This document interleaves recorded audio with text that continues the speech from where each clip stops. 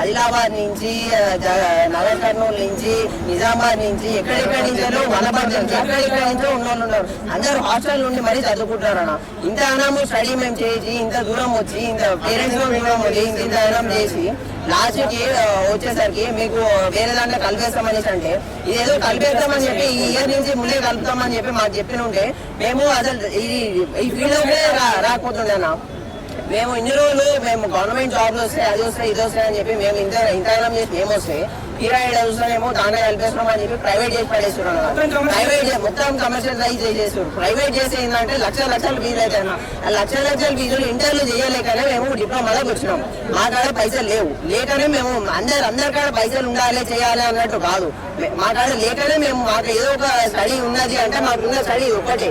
ఈ ఒక్క స్టడీ కూడా మమ్మల్ని చేసుకోలేకుండా మొత్తం దాన్ని కూడా ప్రైవేటైజ్ చేసేస్తే మేము ఇంకా ఏడవాలి ఏం చేయాలన్నా. దానికోసం అని చెప్పి మేము స్టూడెంట్స్ అందరం కలిసి మేము ధర్నా చేస్తున్నాం. ధర్నా చేస్తుంటే పోలీసు వాళ్ళు వచ్చి లాఠీ చార్జ్ చేస్తాము ఒక్కరు కూడా అసలు ఉండదు. మొత్తం కాలేజ్ లో పోయి చేసుకోరండి. కాలేజ్ లో పోతే మేము బయట వాళ్ళకి ఎట్లా తెలుస్తుంది. మీడియా అన్న వాళ్ళు పోతున్నారు. మీడియా అన్న వాళ్ళు బయట మేము చేస్తున్నాం కాబట్టి మీడియా అన్న వాళ్ళు వచ్చి మరి మాకు పబ్లిక్ కి తెలియజేయడం జరుగుతుంది. ఇప్పుడు అదే కాకపోయినా ఉంటే ఇప్పుడు పబ్లిక్ ఎట్లా తెలుస్తుంది అన్న మా బాధ. ఇప్పుడు ఎవరికి చెప్పుకోలేకుండా ప్రతి ఒక్క పాలిటెక్నిక్ ప్రతి ఒక్క స్టూడెంట్ కి ఇదే పరిస్థితి ఉంది. శక్తి స్కీమ్ ఎట్టి పరిస్థితుల్లో రద్దు చేయాలి. దాంట్లో నుంచి ఎస్బిటెడ్ తీసేయాలి. ఇదేనా మా వేదన అయితే ఇదానా. అంతగా పాలిటెక్నిక్ ని రూపుమాపాలి అనుకుంటే మంచి ఆడిటోరియం కావచ్చు, లాబొరేటరీస్ కావచ్చు, కంప్యూటర్ సిస్టమ్స్ కావచ్చు, డిజిటల్ క్లాసెస్ మొత్తం ఇన్ఫ్రాస్ట్రక్చర్ డెవలప్ చేయండి. కానీ ఈ కొత్త స్కీమ్ తీసుకొచ్చి మా జీవితాలను నాశనం చేయకండి. ఇంకా ఈ రేవంత్ రెడ్డి మొత్తం ప్రైవేట్ పార్ట్నర్షిప్, ఈ స్కిల్ యూనివర్సిటీ అనేది ఒక ప్రైవేట్ పార్ట్నర్షిప్ కిందకి వస్తుంది.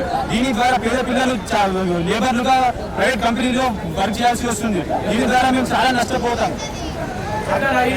మ్యాటర్ ఏంటంటే మాకు బీటెక్ లాటరల్ ఎంట్రీ ఉండదు సార్. మాకు 1 year వేస్ట్ అవుతుంది. ఇక్కడ 3 years అక్కడ 4 years, టోటల్ 7 years అవుతుంది.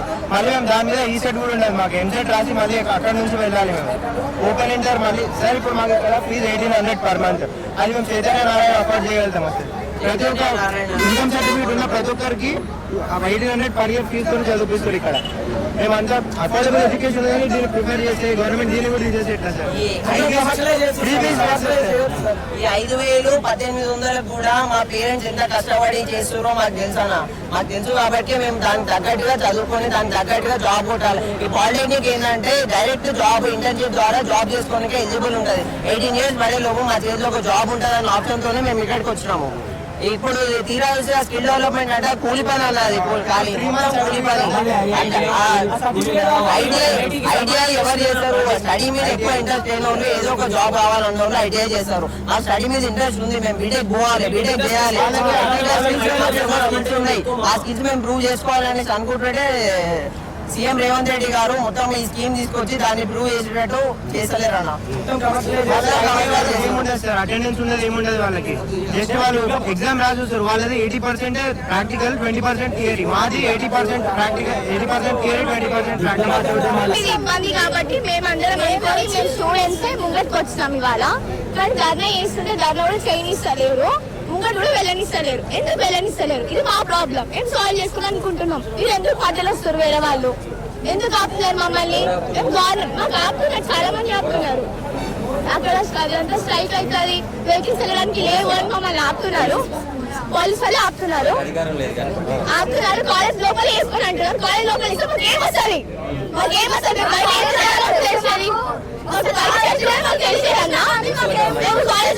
మాకేమొస్తుంది? మాకేం రాదు. మా బాధ ఎవరు వినరు. అందుకని కాలేజ్ లోపల వేసుకొని అంటారు. మీకు న్యాయంగా ఉందా? ఎస్పీటీ తీసేసి మేము ఎట్లుండాలి? మేమెందుకని మేము ఫస్ట్ నుంచి డిప్లొమాలో చదువుకున్నాం. ఇప్పుడు ప్రైవేట్ గా వేసి మేము ఎట్లా పోవాలి? మేము వెళ్ళిపోవాలి. డబ్బులు లేని వాళ్ళు చదువుకుంటారు.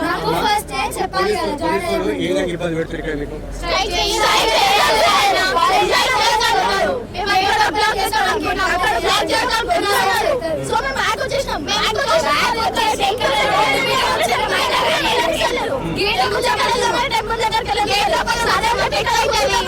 గేట్ లోపలికి వెళ్ళిపోవాలి. బయట లోపల వేస్తామంటే బెదిరిస్తున్నారు స్టూడెంట్స్ కి? ఎందుకు బెదిరిస్తున్నారు? మీకెందుకు? అది మా ప్రాబ్లం, మేము సాల్వ్ చేసుకుంటాం. మీకు చేసే దమ్ముంటే మీరు వచ్చేవారని మాట్లాడు, లేదంటే లేదు. అంతే, ఇంకా ఎవరి మధ్యలో రావద్దు. మేము గవర్నమెంట్ కి అయితే మాకు శక్తి టీం అయితే గవర్నమెంట్ లాగానే ఉండాలి అంతే. ఇంకా మాకు ఇంకేం వద్దు. కావాలి మాకు ప్రైవేట్ కావాలి, ప్రైవేట్ దీనికి కావద్దు. ఇప్పుడు మీరు శక్తిని స్కీమ్ పెడితే మాకు ఎంట్రన్స్ రాయడానికి ఉండదు, ఎంసెట్ రాయడానికి ఉండదు, ఈసెట్ ఉండదు, బీటెక్ ఫర్దర్ ఉండదు. మా ఫ్యూచర్ కావాలి, మా ఫ్యూచర్ మాకు 10th లో చెప్తుంటే డిప్లొమా ఇట్లా శక్తిలో చేస్తున్నారంటే ఇక్కడికి వచ్చినాక మీరు చెప్తే మేము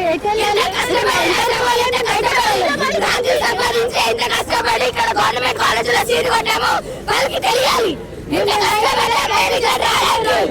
మా పేరెంట్స్ మాకైతే చదువు కోసం పడుతుంది కష్టం, ఎట్లా మాకు శక్తి స్కీమ్ వద్దు, మాకు ఎస్బీటెక్ ఉంచాలి, మాకు అది కావాలి, మాకు అర్థం కావాలి.